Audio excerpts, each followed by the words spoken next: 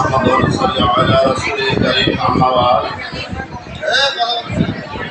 أعوذ بالله من الشيطان الرجيم بسم الله الرحمن الرحيم اقرأ باسم ربك الذي خلق إلى آخر الآيات قال رسول الله صلى الله عليه وسلم خيركم من تعلم القرآن علمه আজকে সরকার ঘোষিত প্রোগ্রাম জলবায়ু পরিবর্তনের সচেতনতা এবং এই বিষয়ে বেশ কিছু প্রোগ্রাম সরকার হাতে নিয়েছে।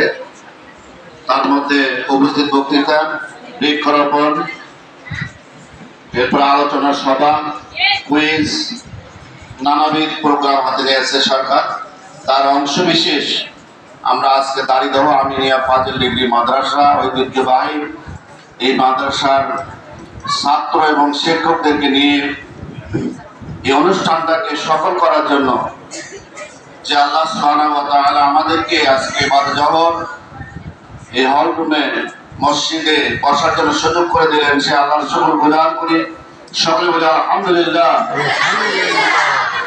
লাখো কোটি দরুদ ও সালাম সাইয়্যিদুল মুরসালিন খাতামান নবী রাহমাতুল লিল আলামিন যে রাসূলের আদর্শে আদর্শিত হয়ে তার আদর্শ গ্রহণ করার জন্য আমরা মাদ্রাসার সাথে সুন্দর একটা পরিবেশে বসার জন্য সুযোগ পেয়েছি।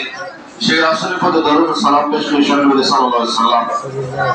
জলবায়ু পরিবর্তন এই বিষয়ে আমরা ইতিমধ্যেই বিভিন্ন ক্লাস ছাত্রদের রেকর্ড থেকে তালিকা নির্বাচন করা হয়েছে। তারা এখানে আসবে, আমাদের সুযোগ্য বিজ্ঞ বিচারক মন্ডলী তাদেরকে নাম্বার দেবে যোগ্যতার ভিত্তিতে।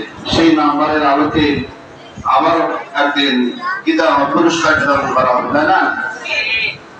জলবায়ুর কারণে বিভিন্ন সমস্যা হচ্ছে, যেমন যে এলাকায় ভাটা আছে, ভাটা চেনো না, ইটের ভাটা, এই এলাকায় গাছ বসাইতে ফল ধরে না, তাই না? এটা একটা কারণ।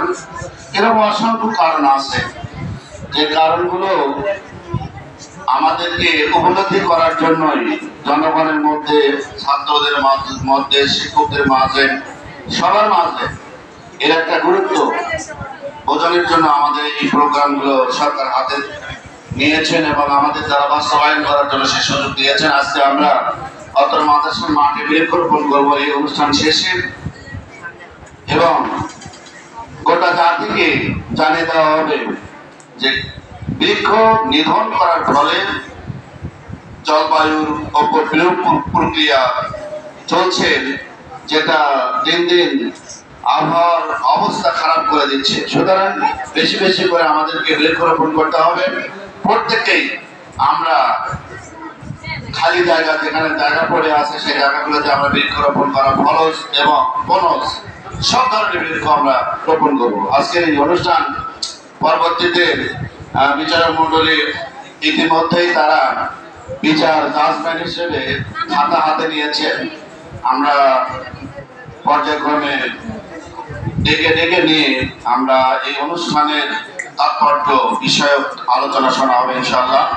তো অনুষ্ঠানের শেষ পর্যন্ত আমরা সকলে সুন্দরভাবে সুশৃঙ্খলভাবে সহযোগিতা করব, অনুষ্ঠানটা যেন সুন্দর হয় এই জন্য সবাই আমরা চেষ্টা করব।